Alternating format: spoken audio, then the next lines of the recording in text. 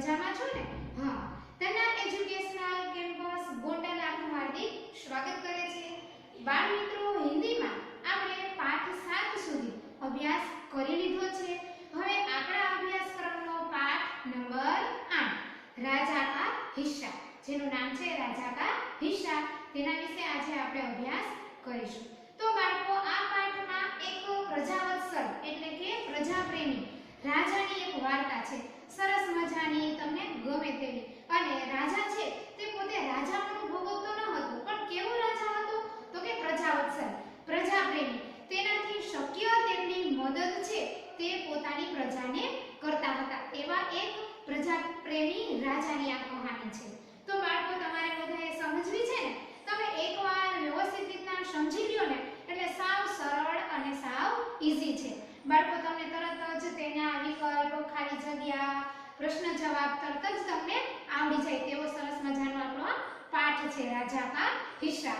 રાજાના જે ગુણો હતા તેના કારણે જ બાળકો આપણા પાઠનું નામ રાજા કા હિસ્સા આપવામાં આવ્યું છે. રાજા હતો, પણ કેવો રાજા હતો તેનો આપણે વિગતવાર અભ્યાસ કરીએ બાળકો. તો તમારી હિન્દી પાઠ્યપુસ્તક તેમાં પેજ નંબર 52 ખોલો, તેમાં આપણે વિગતવાર ચર્ચા કરીએ બાળકો.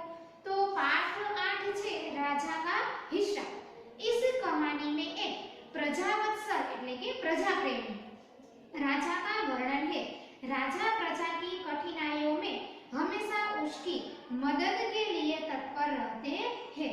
राजा છે તે હંમેશા પોતાની પ્રજાની મદદ કરવા માટે તત્પર એટલે કે તૈયાર રહે છે. બાળકો, જે આપણા શબ્દ આવશે તેનું હું તમને ગુજરાતી કહેતી જઈશ, ખાસ તમે समझवा पर ध्यान आपजो. राजा भोज बड़े प्रजावत्सल थे. प्रजावत्सल એટલે પ્રજાપ્રેમી, તેને તેની પ્રજા પ્રત્યે પ્રેમ હતો.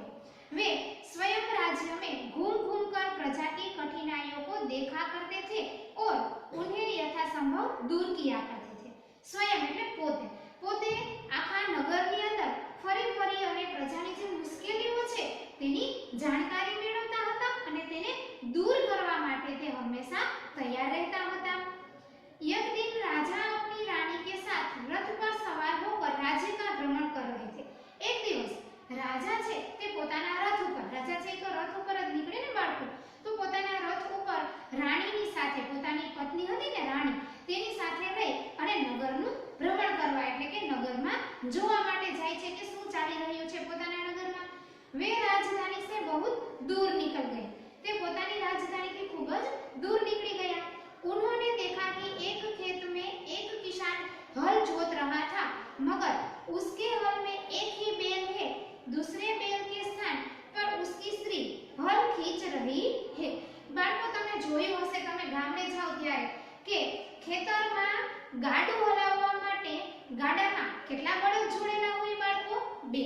તો રાજાએ જોયું અહીંયા, કિસાન એટલે ખેડૂત, કે આ ખેડૂત પાસે તો ગાડું છે પણ તેમાં 2 બળદ નથી. બાળકો, તમને ચિત્ર આપેલું છે, તમે ચિત્રમાં પણ જોઈ શકો છો કે ખેડૂત પાસે જે ગાડું હતું તેમાં એક જ બળદ હતો, જ્યારે બીજા બળદની જગ્યાએ કોણ હતું? બીજા બળદના સ્થાને ખેડૂતની પોતાની પત્ની છે એ હતી. પોતે પોતાના ખભા ઉપર બળદનો અને એક બાજુ બળદ અને બીજી બાજુ ખેડૂતની જે પત્ની હતી તે ગાડું ખેંચી રહી હતી. આવું દ્રશ્ય કોણ જોવે છે બાળકો? તો કે राजा.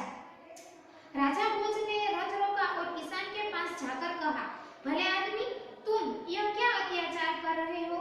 भला कहीं स्त्री को भी हल में जोता जाता है? શું કહે છે? તો કે ખેડૂતને કહે છે રાજા કે એ આદમી, તું આ શું કરી રહ્યો છો? ક્યાંય કોઈ સ્ત્રીને ગાડામાં બળદની જગ્યાએ રખાતી હશે? આવો કાંઈ અત્યાચાર કરાતો હશે? આવો પ્રશ્ન કરે છે. એટલા માટે જુઓ બાળકો, ત્યાં ક્વેશ્ચન માર્ક છે. મેરા, હવે જો ખેડૂત છે તે શું કહે છે કે મેરા એક બેલ મર ગયા है, दूसरा बेल खरीदने के लिए मेरे पास धन नहीं. ખેડૂત જવાબ આપે છે રાજાને કે મારો બેલ એટલે બળદ, એક બળદ છે એ મરી ગયો છે અને બીજા બળદ લેવા માટે મારી પાસે પૈસા નથી. અગર ખેત ન જોતા તો મેં ખાऊंगा क्या? શું કહે છે કે જો હું ખેતર ખેડું નહીં તો હું ખાઉં શું? वह कहकर किसान पुनः अपने कार्य में लग गया. पुनः એટલે ફરીથી. આવો જવાબ આપી અને ખેડૂત છે એ ફરી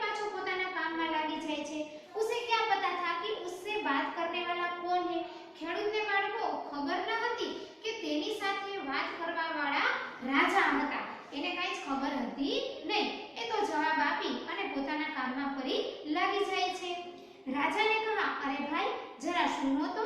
રાજા શું કહે છે કે એ ભાઈ जरा सांभल तो खरा, जो कहना है मेरे साथ चलते चलते कहो, मेरा काम क्यों रोकते हो? खेडूत जो केवो जवाब आपे छे कि तमारे जे काई पण केवुं होय ते मारी साथे चालता चालता कहो, माરું કામ શું કરવાને રોકો છો તમે? किसान ने कहा, खेडूत कहे छे राजा भोज उसके साथ साथ चलने लगे. ખેડૂત છે એ એવું કહે છે કે તમે મારું કામ રોકો, મારી સાથે ચાલતા ચાલતા વાત કરો. એટલે આવું સાંભળી અને રાજા છે તે તેની સાથે સાથે ચાલવા લાગે છે. अपने काम के प्रति किसान की लगन देखकर राजा भोज बहुत प्रभावित हुए. કામ પ્રત્યેની તેની લાગણી જોઈ કોની? તો કે ખેડૂતની. અને રાજા છે એ ખુશ થઈ જાય છે. પ્રભાવિત એટલે કે તેનો તેના પર મનની અંદર પ્રભાવ પડે છે. वह बोले, भले आदमी इस प्रकार तो तुम्हारी पत्नी थक जाएगी और थकावट की वजह से कोई दूसरा कार्य भी नहीं कर सकेगी. શું કહે છે રાજા ખેડૂતને?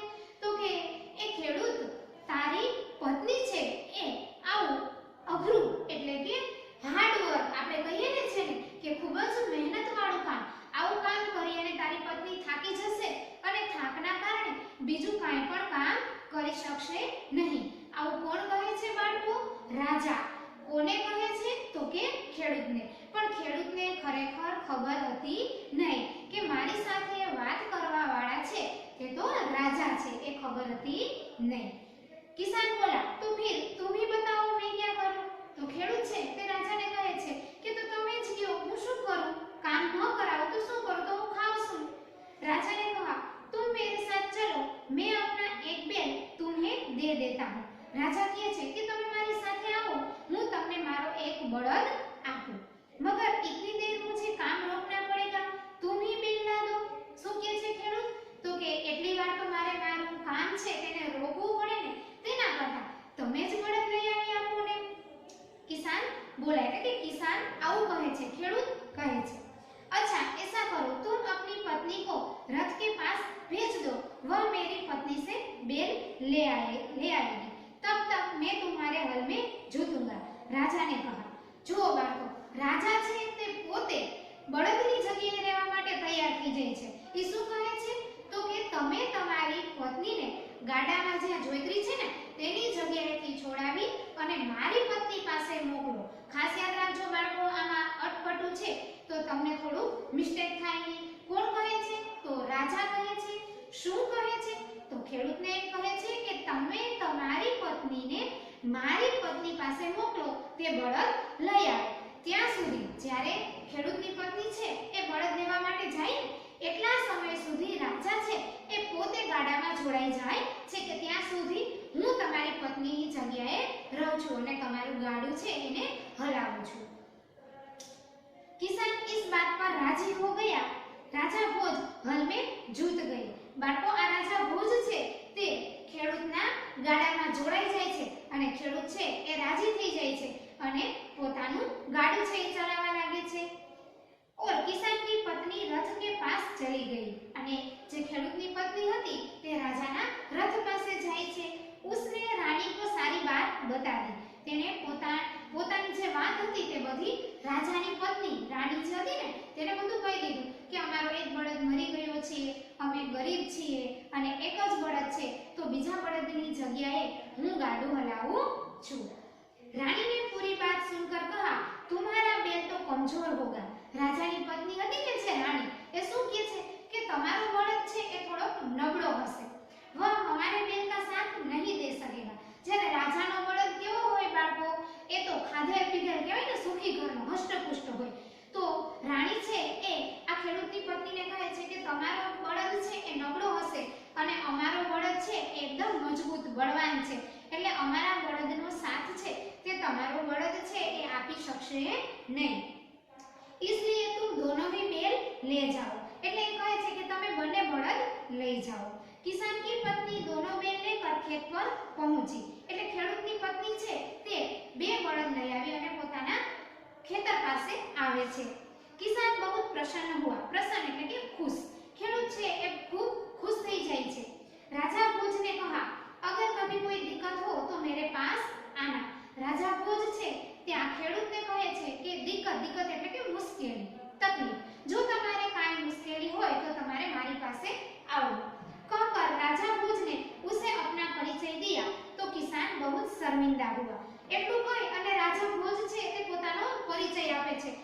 પોતે સ્વયં રાજા હતા અને અત્યાર સુધી તમે ચાલતા ચાલતા તેની સાથે વાત કરી અને બીજું તો ઠીક પણ રાજા પોતે ખુદ છે એ ખેડૂતના ગાડાની અંદર જોડાઈ જાય છે, આટલું બધું કામ કર્યું અને એ હતું કોણ? રાજા. પણ જ્યારે ખેડૂતને ખબર પડે છે કે આ ખુદ રાજા હતા ત્યારે ખેડૂત છે એ ખૂબ જ શરમાઈ જાય છે. બાળકો તમે જોઈ શકો છો ચિત્રની અંદર કે અહીંયા ખેતરનું, રાજાનું, તેની પત્નીનું, ગાડાનું સરસ મજાનું ચિત્ર આપેલું છે. उसने राजा से बार-बार क्षमा मांगी. क्षमा એટલે કે માફી. ખેડૂત છે એ રાજાની માફી માંગે છે.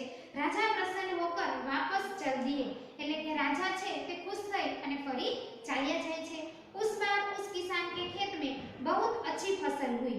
अच्छी फसल, फसल એટલે પાક. સારો એવો પાક છે તે ઉગ્યો હતો.